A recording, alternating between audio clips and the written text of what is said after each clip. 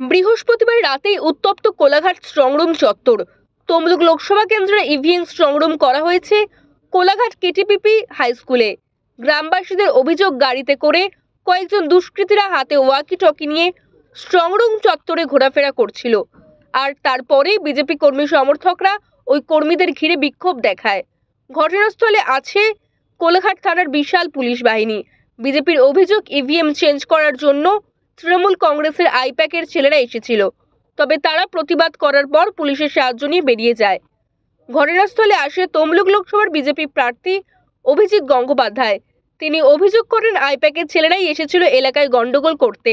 আমি হঠাৎ খবর পেলাম রাত্রে 9টা নাগাদ যে এখানে একটা বড় গন্ডগোল হচ্ছে।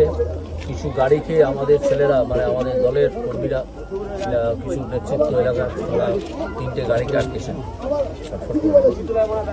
তাহলে 3টে গাড়িকে আটকেছেন। তো আমি যত তাড়াতাড়ি সম্ভব আমার যেখানে থাকি সেখান থেকে চলে এলাম। এসে শুনলাম, দেখলাম যে প্রচণ্ড উত্তেজনা এবং 3টে গাড়ি তারা আটকে ছিল। এখন শোনা যাচ্ছে 3টে গাড়িতেই ভর্তি আর্মস ছিল এবং তারা যা স্পট করতে পেরেছে সেই গাড়িতে অন্তত 4 জন ছিল যারা কলকাতার ছেলে বলে তাদের মনে হয়েছে, তারা এই জেলার ছেলে নয়।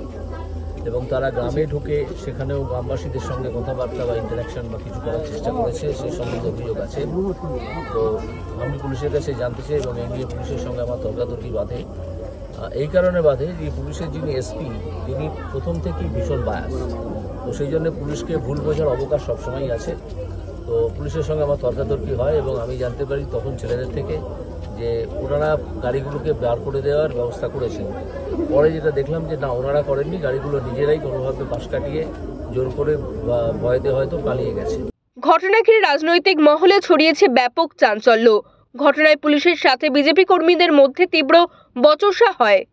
রাতে পুলিশ এসে অবস্থা স্বাভাবিক করে, যদিও এখনো পর্যন্ত তৃণমূলের কোনো প্রতিক্রিয়া মেলেনি। তমলুক থেকে প্রদীপ মাইতির রিপোর্ট, ওঙ্কার বাংলা।